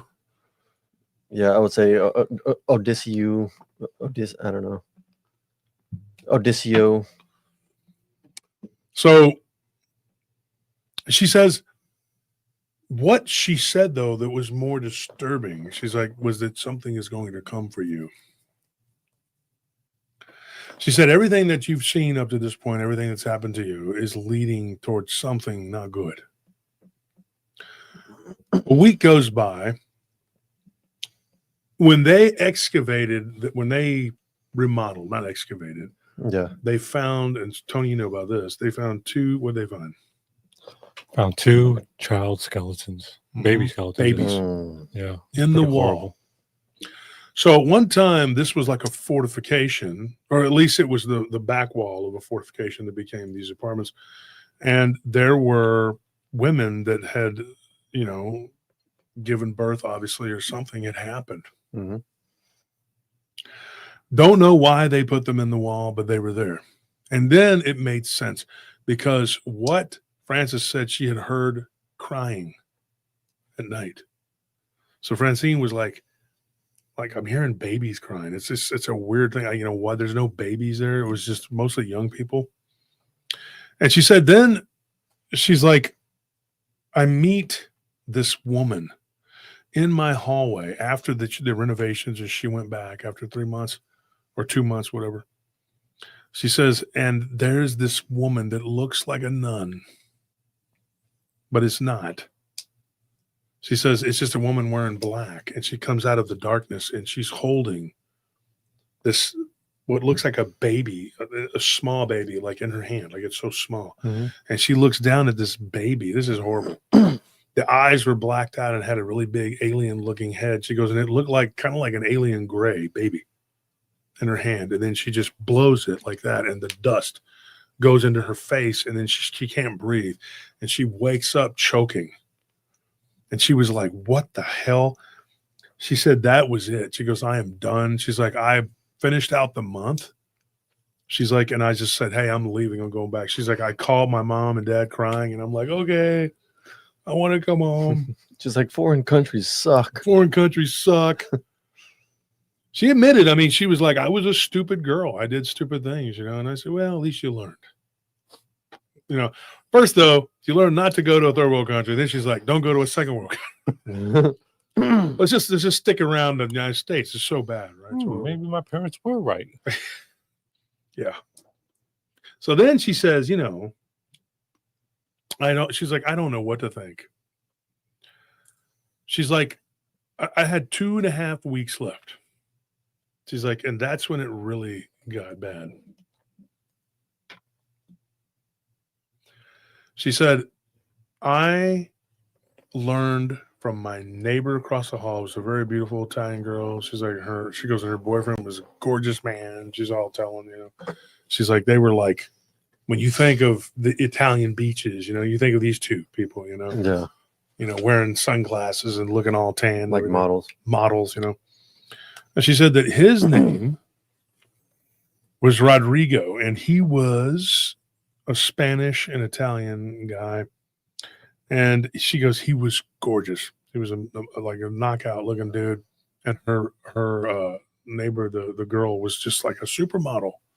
She says, so I wanted to go to the beach with them. She goes, because I felt like maybe it would elevate me to look good. Like I'm looking good, And then I realized I just look like a frog to them. That's the opposite effect. And I told her, I said, you don't look like a frog. You don't look that bad. Then I look at her pictures and I'm like, oh, I'm joking. Them's jokes, Frances. I'm joking. I didn't do that. I'm kidding. I didn't know. No, I didn't. But she says, I started talking to them quite a bit. My cousin Lydia, she's a beauty, She's like, everybody over there just looks gorgeous. They were like, no fat people. And she's like, you don't understand, Josh. People eat pasta all day long over there. And they're not fat. She's like, they are not fat. She goes, I went to Italy just 10 years ago. Last time she was 10 years ago. And she said, there were a bunch of fat people. Yeah, because the flour they use is different. Yeah, but she did say that the immigration was starting to get real bad even 10 years ago. There was just like it was getting harder and harder to meet like Italian people. Yeah. Just like you go to France, the French people are hiding. They're not even there. Yeah. Get this, in Belgium, 13%. Pure. You know what that number represents? 13%. That's all of the young people between the ages below the age of 20. Below the age of 20, only 13% Belgian. Can you imagine that? 87% are immigrants. Wow. Belgium is gone. It's over. All the countries in Europe are just being devoured. They're being destroyed. And if you say anything about it, you're like, you're bad. You don't want to, because I don't want to go along with the agenda. So I'm mad. Telling you the truth, man. And it's going to get worse. I'm going to tell you some other stuff too. Not about that, but about this story. She said that they found what looked like a Knights Templar. She didn't know what it was at the time. Years later, she figured it out. A broken Knights Templar sword handle. More than likely, this person that was there in the garrison at that time probably had come back from the Crusades. And probably, because it was probably used all the way back to who knows how many centuries. Mm-hmm. And she said it was broken. It was just a piece. It was shattered, and you could see it. The neighbors were like, hey, they found this on our wall. Everybody was comparing, like, look what they found, Found musket balls, all kinds of stuff. There were tons of civil wars in Italy, too. Just war after war after war. And then the Napoleonic Wars, too. I mean, it just got real, Last stand with blood. Yeah. And so she said that at that point, they said that they also found pages from an old book, and it was taken. The people took it to a museum, and that's where it's at now, blah, blah, blah. She couldn't confirm that, neither can I. But she told me, she says, that's when it showed up. I've heard this before. I've heard people say this, like, that's when it happened. That's when it showed up. That's when it began. She says it started with like what sounded like hooves in the hallway. She says, I wake up and I'm thinking somebody has literally brought a horse or a donkey or something and is walking in my hallway. Now this used to, it's apartments, right? But it used to all be like one big thing, right? She's like, so there's this big breezeway. She's like, I opened the door. I don't see anything. I look to my left. Don't see anything. I look to my right. Don't see anything. She goes, and then I feel this weird gust of wind, and I back up, and I'm standing there in my doorway. And she goes, so I closed the door, and I was like, ooh, it's cold, She says, I think this is how it entered. I think it just made noise, and I opened the door. I was the one that woke up, opened the door, and it just walked in. And I told her, I said, what is it? She says, the demon. She says, I have no real other name for it. She goes, I went and I laid back down. She goes, and almost instantly my bed began to move, not violently shaking up and down like The Exorcist, but it began to move. And she said, and over the coming days, it got worse. I thought somebody would sit down on the bed with me. For a couple of days, I was going through this. She goes, I was curling my hair. I was blow drying my hair, trying to do whatever, fix my hair, whatever. Or blow drying the hair, I guess. And she says, I was trying to mess with my hair and get it to work, whatever. She's, I look over and there's this thing sitting on the edge of my bed. She's like, it was just sitting there. It was just sitting right there. She goes, and the horns on this thing. And I'm like, whoa. Like, when she was telling me this story, like that part, it just kind of floored me because I was like, she didn't tell me that was what this was, And when her son told me, he's like, oh, she's got a story about a demon, I'm okay, a demon from Italy, whatever, She was graphic about it. It was like, she goes, and then this thing stood up. It stood up. She goes, and this part right here, the abdomen, everything was bare. There was no hair on this thing. It was hairy right here like a goat head, demonic goat head, big ass, nasty fangs. And then this horn, she goes, these big horns that kind of curved backward. They didn't spiral. They just curved backwards. And she said this thing looked at her and was just kind of like, it wasn't blinking. And it was like moving its head back and forth, like observing her. And its legs, she goes, the legs were so nasty. She's like, and you could see a male genitalia down there, and up here were breasts.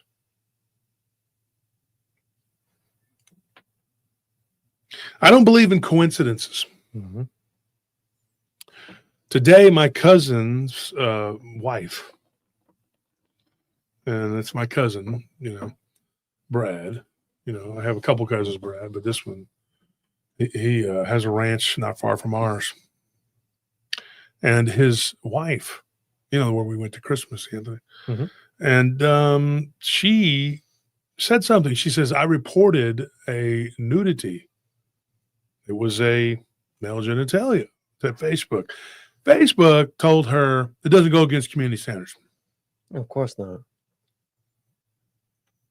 We'll get back to that in a minute. So she sees this creature and she goes, I drop everything I'm doing. And I'm just like, oh my gosh, dude. She goes, and I'm staring at it. She goes, and it just like gets down, like stomps its feet, kind of gets down. She's like, and then it just like goes toward the door and goes through it. Like, she goes, I don't remember the door opening. She's like, but I could be wrong. I was so shocked. She goes, I fell backwards in the bathroom and I just sat there and the phone began to ring and ring and ring and ring. And so she goes, I didn't get up. And eventually she goes, I just remember like being in a daze. She goes, I didn't really lock the door, at that time, it's the 80s, whatever. She says that her cousin comes in and she's like, are you okay? What's going on? Why are you on the floor? It's so cold in here. She said, yeah, I'm okay. I saw something. What? So they go and they eat dinner and she's like, tells her, look, I saw this thing, And she's like, oh my gosh, that's horrible. Her cousin has no answers, doesn't know what it is. She's like, and then a couple days later, her neighbor is outside smoking cigarettes. She goes, everybody back then smoked. Every Italian person was smoking. So she go into a restaurant. It's like you're choking on the smoke. Even she was a smoker, but it was bad. Smoking hospitals. It was like that here. Yeah. Imagine what it was like over there. Except the cigarettes over there were a lot less deadly. Chemically. They weren't as chemically as they are here. So she says, I go outside and my cousin's out there and she's, talking to my neighbor. My neighbor, this beautiful woman that, she's like, and she's out there and she's talking to her. And she's like, I'm not going to lie. She goes, I was jealous of her. She was so pretty. I was like, she's like, I just wanted to be as pretty as her, She's got this great looking boyfriend, whatever. She's like, and Rodrigo comes out and he's like talking about his dreams. He can't sleep. And they were kind of laughing at him, because he said that he had a weird dream of some kind of creature that was like had his dingling hanging out. And she's like, wait a minute. She's like, I saw that it looked like a goat. He says, yeah. And then they realize like, oh no, this is not, these people aren't just having dreams. Something real is happening.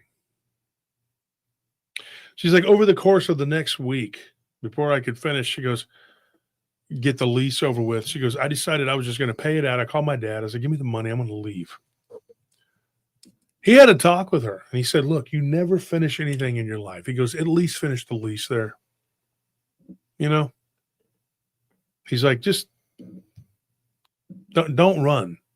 And he really thought that all of this stuff she was talking about, because she started telling him about it, him and her mom. Mom was very cool and receptive. The dad, not so much. He was just like, this is just more of you running away from responsibility. He goes, you still have your job? She goes, no, I put in my notice. He goes, but you're still working there. She's like, well, yeah, I put in my notice and then I just quit. And he's like, well, that's not smart. He goes, just finish it. It'd be the best for you. Because he really thought it was just her mind. Crying wolf. Yeah. Yeah. So she decides to stick it out, which is another like 2 weeks almost. She's like a week and a half at that point. She said that it got so bad. She goes, she hears the scratching noise. She wakes up in the middle of the night and she sees this creature standing there by the window. She's like, and it comes out into the light. She goes, I could see half of its face, almost perfectly half. She's like, and it was growling. She goes, and I thought, what is that? It didn't have horns. She's like, and I didn't recognize like the shape, the image. I was trying to make it out. It was like, it's not something that I recognized with my brain. Mm-hmm. And then she sees it come out further, like, oh, okay. She goes almost like on cue, like, she goes, do you believe that these things can come into your mind? I said, hell yeah, I believe that. She's like, because that's what I was wondering. And people were telling me, oh, no, Dogman doesn't do that. I'm like, I said, stop listening to these morons who think they know what a Dogman even is. And they'll tell you, oh, that's just a regular old Dogman, just a dog man. Put all these Dogman has babies and lives out in the woods, and it's just a normal living creature. Like, no, get the GTFO. Okay, get out of here. That's your standard man of dog origins. They don't know what it is any more than anybody else. Okay, just but this thing, it was standing there, and because she years later, somebody told her Dogman.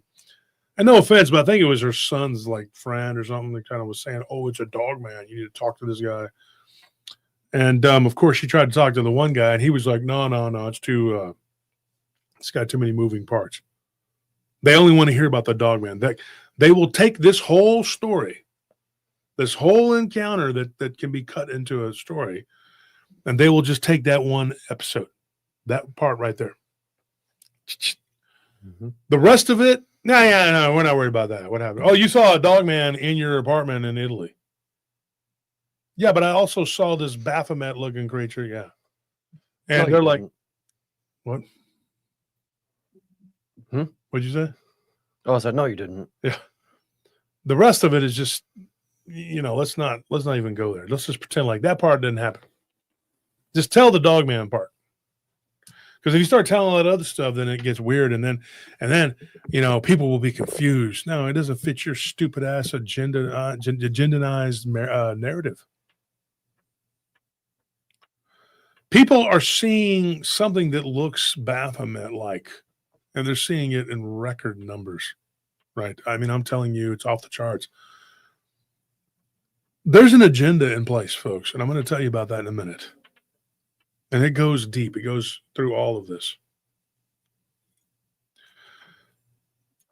That's my opinion, and that's what I think is happening here. But she saw this creature. It looked like a werewolf. She's like, my eyes adjusted to it. She goes, and I realized this is a wolf-headed creature.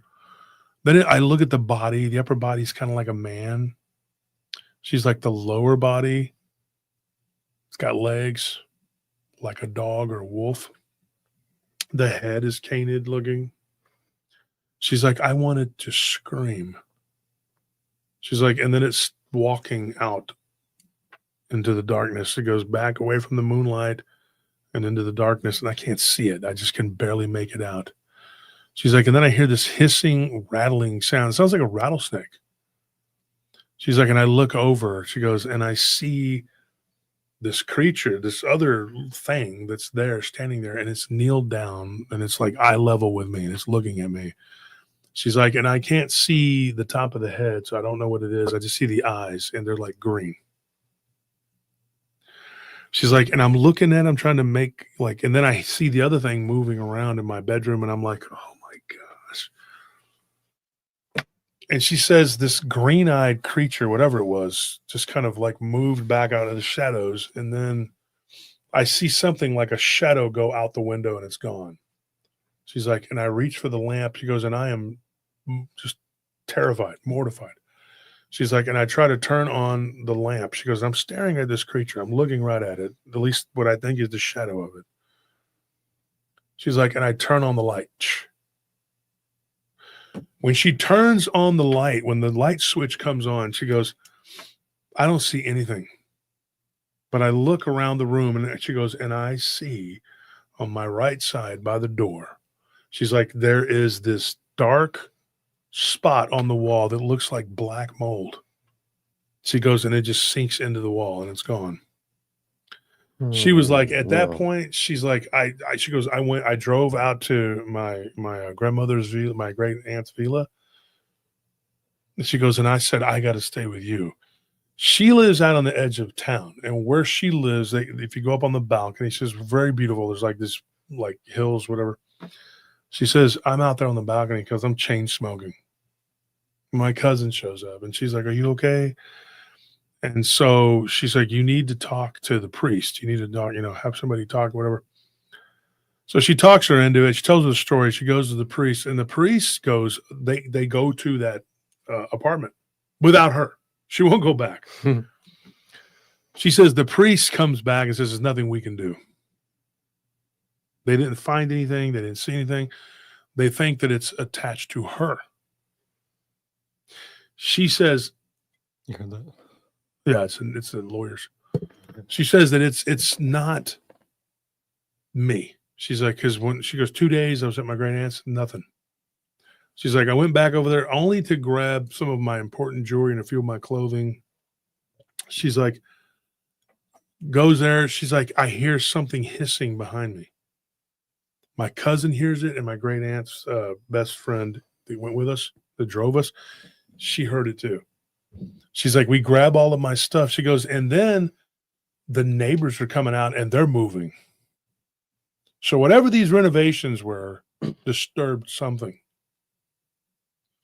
And the priest, I guess, couldn't help her. They weren't going to. They were like, look, you cause the problems. Why are you go to that jungle and it cause the problems? They really talk like that too. That's what I heard them. No, I'm joking. So every Italian person ever that's what speaks. They do. You sound like Mario. It's a me, Mario. You don't sound like Mario. I can help you with the Italian. demon. This is too much. Have a piece of pizza, That's so fucked up. I'm just joking. I'm kidding, man. Come on. There's only two people. It's either Mario or Tony Soprano. Why did you go there with the pizza? Huh? Why? But anyways, she comes back. She gets back home. She's like, she goes, I was flying back. She's like, and I had this nightmare on the plane. She goes, and in this nightmare, she goes, she's sitting on the plane. Two things happen. The first thing that happened before the original nightmare, the bad nightmare she had, she goes, I'm sitting on the plane, and she goes, and I'm in the aisle seat. Could be good if you need to use a restroom, but you don't get to look out the window. And she goes, at this point, I don't want to look out the window and be like, John Lithgow, there's a man on the window. She's like, I'm good. She says, I'm sitting there in the aisle seat. And she says, this, what do you call it? The flight attendant is walking down the aisle and is like, would you like a cocktail? Well, she's like, yes, absolutely. She goes, and then she goes to shake it. And she turns around. And this woman's shaking the cocktail, and she's like, and I noticed her legs were not normal. They were like a goat's. Oh, no. And she's like, and I'm sitting there, and I'm like, oh, ma'am, I'm good. I don't think she said the man across from her on the aisle across from her is looking, and he's like he is looking at something from the front. It's the woman from the front, and his eyes are big. He is like, he's stunned at what he's looking at. And she's sitting there like, oh my gosh. And she's like, she looks down, and this woman turns around and looks at her, and she's got a goat-like face. And she's like, drink this, and puts it in her face. And she goes, and then I wake up. And it was just like, I jump and like, we're in the middle of the flight, we're over the Atlantic, and I'm like, sorry. And everybody's like, what the hell? Sit down, lady. Like, what's wrong with you? She's like, so I decided I'm not going to go back to sleep. He goes, but I was exhausted. I hadn't slept for days. I hadn't slept for the crap. She's like, so I started to try to go back to sleep. She goes, and sure enough, I had another nightmare. She goes, and this one was horrible. She goes, there was this thing that was running underneath through the aisles, back and forth, getting closer and closer. It would go from one aisle to the other aisle. Thank you. Oh, Jeez crap. Louise. Dang, Debbie. Thank you very much. Thank you for that donation. Awesome, but it's like running back and forth. It's going, from one side to the other, to the other, to the other. And it just keeps going. She's like, and I'm watching this. She's like, and she goes, and it looks like a wolf. She's like, but as it gets closer and it's going back and forth between the aisles, she's like, it becomes more human-like. To where by the time it got to me, it was standing up and it was like a werewolf, and it put its hand like that on my head And she goes, and the dream didn't just end right there. She's like, this thing began to twist and turn and pull my head away from my body until I was like, oh, I'm fixing to die. And then she woke up and she couldn't breathe. And the woman next to her is like, are you okay? And she's just like, I'm okay. I'm okay. I'm just having a hard time.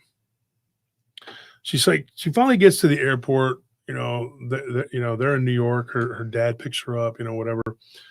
And they drive, whatever. Her family had a vacation home in Pennsylvania in the Poconos. And we've gotten people, remember the lady who had the abduction stuff that happened to her in the Poconos? So I reminded her of that. I said, there was a story of this person. She's like, oh my gosh, poor lady. Francine, you were an awesome person to talk to. I got to say that. I will say that she was an awesome person to talk to. She was very knowledgeable too. Mm-hmm. She did her due diligence about the paranormal, and she began to learn about the world around her and realized that, it's not the way we think it is. She thought she was going crazy. The only thing that kept her grounded was that other people had seen these things. And I assured her, I was like, it's not just you. No, people see them. So she gets back home and they go on vacation about 2 weeks later after she got back. They're like, we're going to go on a vacation. And at first she's like, I just want to stay at home.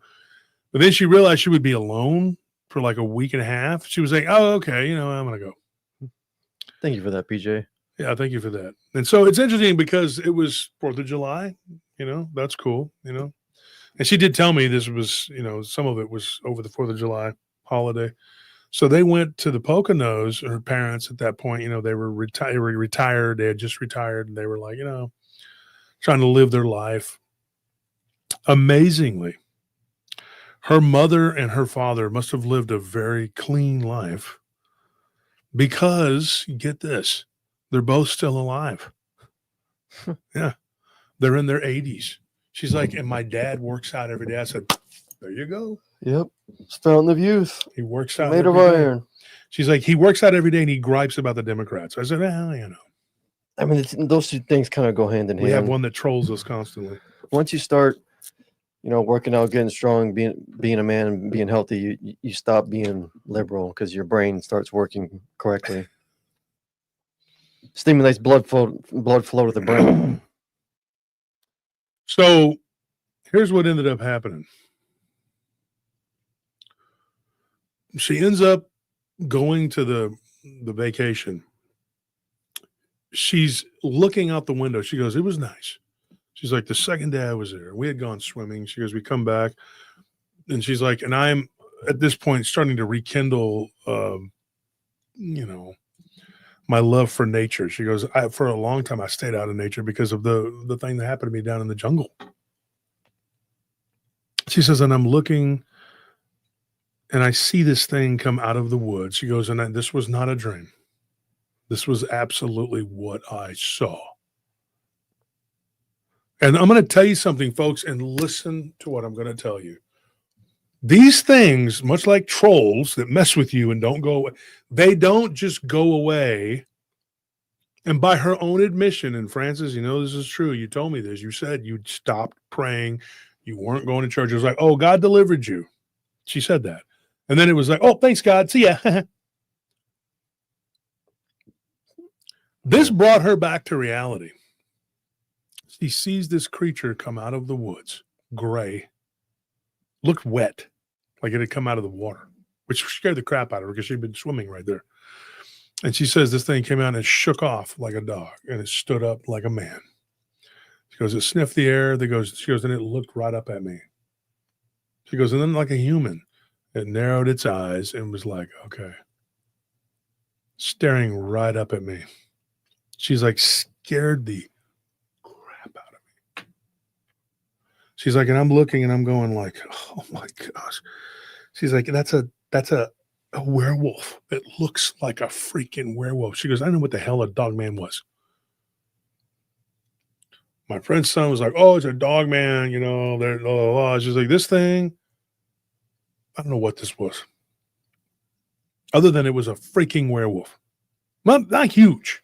It's about the size of a person, but a very big, muscular person. And she's like, what in the heck? she's like, I ducked down under the window, and she's like, and then I'm kind of crawling away, and then curiosity got the better of me. And I thought maybe if I look, it'll be gone. She gets up, looks, no, it's still there. Except now it's on all fours. She has a back kind of humped over, like it was like a like a ridge on his back. Mhm. She's like, and then it crawled off into the woods. She's like, you better believe. She goes, I began to pray. I grabbed my rosary. She goes, and I went back to church, and I haven't missed a day since. And she's like, and not only that, she goes, I still on occasion go to the Catholic church. She goes, but I go to a non-denominational church where we do Bible study and things like that. And she goes, it started with Bible study. She lives in Pennsylvania now. But she was saying that it was, hackles. There you go. Animals and machines. Thank you. See, we got the best chat people. Did you set that up with the XP and all that? So YouTube only does that for like random channels because it's something that's being tested. It's like experimental. So they won't do it for us. No, not yet. They can't do nothing for us because we're too good. Yeah. If it was a little more evil, they'd be okay with it, So, and here's why I'm going to tell you. They probably why. Here, I'm going to tell you why. After that incident, she didn't have any more encounters with a goat-headed creature or werewolves, but that's what they are. She said but she had a few more dreams, that she couldn't. I mean, she was pretty sure they were just dreams, but things were chasing her. But her sister had something. And now, unfortunately, folks, I have to leave early today because I have a bunch of crap to do for work. Okay. But because, being an unkept, homeless, hopeless, what was that again? Hopeless, hopeless, stinky fat man, deranged man that works at a Marriott. Apparently, they gave me a job too in these backstories. They talk trash. I work at a Marriott. Mm-hmm. I don't own the business. I am just a worker. And Anthony, what did they say? You that you got demoted. Okay, yeah, I got demoted. Anthony is now my boss. Yeah. I do the harder job that was less pay. Mm-hmm. and then me and Maddie are going around bragging that you got y'all fired. Are telling everybody. You're bragging about. You're like ha ha ha wolf. That's what happens.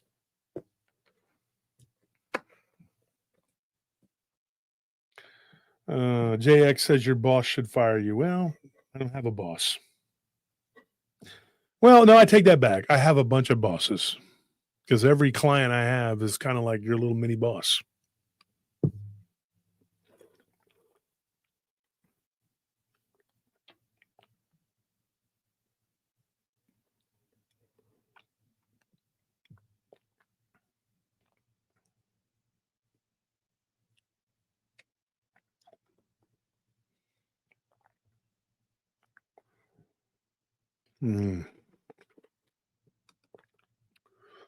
What is that? The PRT hotel fan fiction. Oh, I thought that was you, Maddox, but I wasn't for sure, man. I just, figured it was him, crazy dude. We thought you were a troll at one time. You're just so brazen and weird. But what does it matter? So yeah, exactly, Eve. Can't stop laughing at the walking skid. It's so crazy, man. But there was this story that I got to tell you, and I will eventually tell it. I just can't do it tonight. I got to run. It sucks, man. I'd love to sit here and do another hour, man, and just give you what happened to her sister. Because get this, and I will tell this story. Valentina, I will tell your story. But she got chased through. We could do that for next Tuesday's pre-record. Yeah. Valentina's story. 20-something minutes being stalked and chased by a werewolf. While her sister was going through all this crap over there, she went to this like couples retreat, stupid thing, whatever, and they got chased. And then the company that they it's a whole thing, man. It's crazy, man. But I wish I could stay here. I got to run, folks. I really do, man. Gosh, dang it. See, this is why we need, to get the paywall done because, it's freaking work. And it's already, I got to be there by 10. It's 9:40. So anyway, folks, thank you for donating. Thank you for tuning in. It's been a lot of fun. We appreciate everything and everybody's done for us. I really wish I could stay and talk.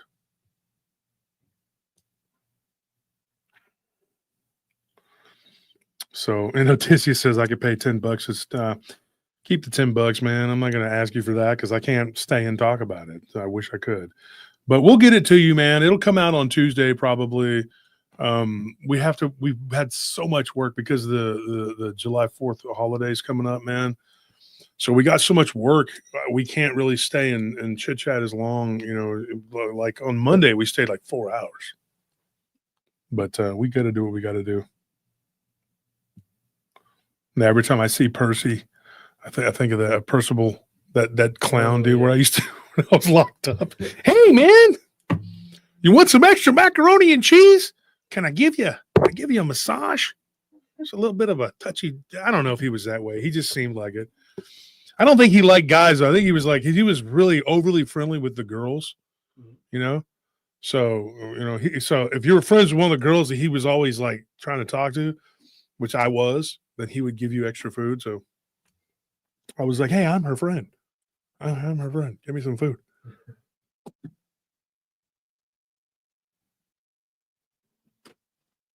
All right, man.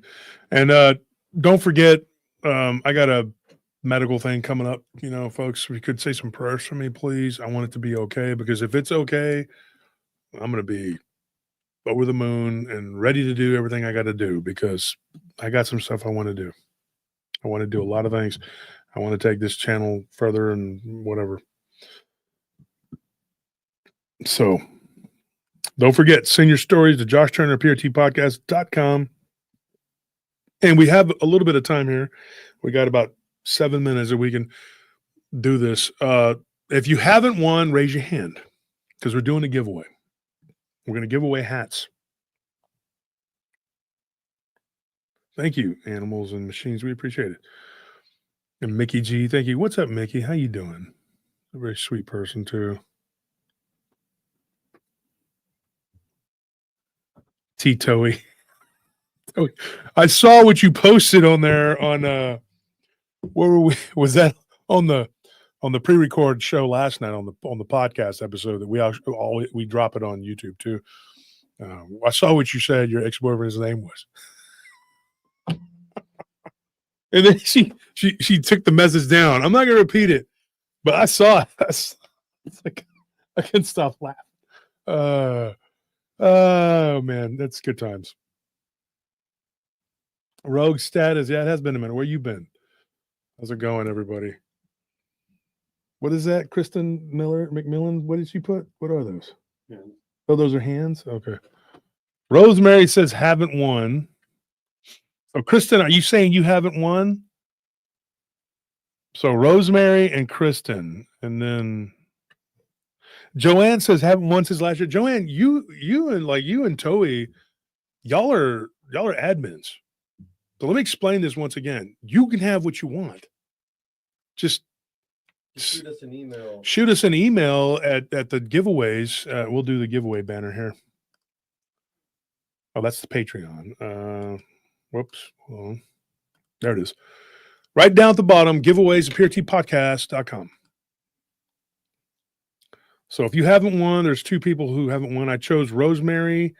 We're not doing any democracy deal here. It's just me. I'm picking because I got to go.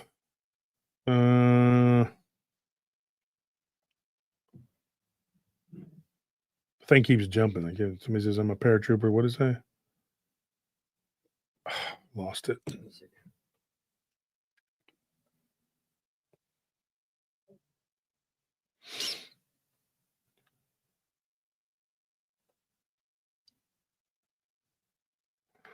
So, Kristen, if you haven't won, you've been chosen. Rosemary, you've been chosen.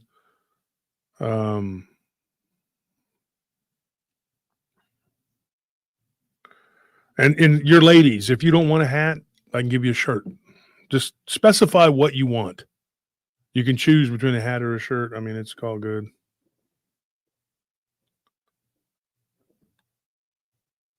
Joanne says, I've been a Patreon for a while. Then just tell me what you want. If you don't have my autographed books, I'll send them to you. Tumblr, did you get your Tumblr? Because if you're a Patreon member, $30, $40, $50 tier, you're guaranteed one. If you are 20 or 10, it depends on how much supplies are left. But yeah. Kristen, send me the email, giveaways at puretpodcast.com, right? Just make sure that you'll follow the instructions that are scrolling at the bottom of the screen. They're very specific. Just make sure in your email, everything's included in there.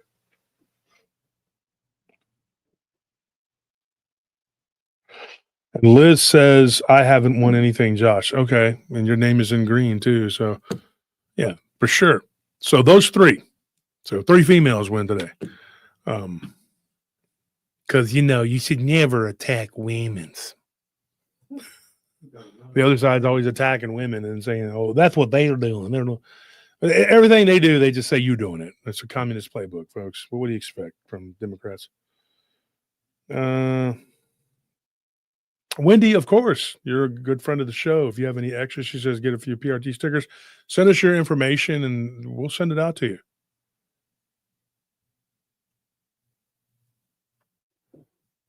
The Leviathan. Leviathan worshippers. Did someone say Leviathan? Anyways, I got to run, folks. 3 people won the night. All right. And we'll be back this Saturday. I'm on with Katie Elizabeth. She's supposed to come on and we're going to talk about the Lake Champlain monster and all sea creatures, blah, blah, blah. All right. So we're going to be on again on Saturday. Friday is July 4th. We won't be on July 4th, but we'll be on Saturday night. So thank you guys. Thank you to everybody who donated, especially Debbie Cawthor. That's amazing. It really helped out a lot. Yeah. Somebody says, hey, Wolf, what podcast do you recommend tonight? It's Wednesday. Who's on tonight? I don't know. I think I saw Blondes and Booze were live, if they're not still live. They're on a Wednesday? Oh, you know what? They might be. But anyways, I got to jump, man. Thank you guys for tuning in. I'm glad to say that the person in the story, Francine, she's born again Christian and she's really into her faith. And now this is something me and you talked about, Tony. We talked about this case together. And, one of the things she said was that she prays every day and she thinks that it helps keep this stuff at bay. Because there were a couple things that kind of, dreams. And we can get into that on Tuesday on the episode on Tuesday. We'll talk about her sister's stuff. Okay. All right, guys. I got to run. Good night. Oh, wait. We got the new song. You want to play that one? There it is. Is that Rumple? Let's go.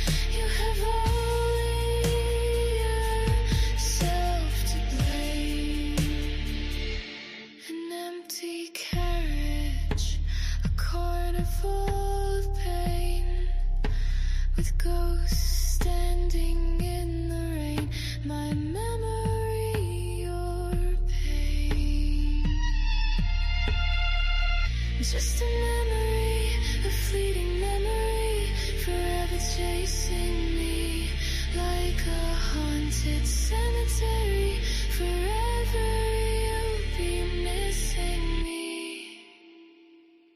I'm manifesting through the pain. In darkness, you'll scream my name, but no one will hear. It's just you and your fear. I'll never be near. You'll imagine me, my hands touching, my ghost dancing. Looking into my eyes, you'll see all your lies. You'll remember all the tears I cried. Just a memory, a fleeting memory, forever chasing me like a haunted cemetery. Forever you'll be missing me. Just a memory.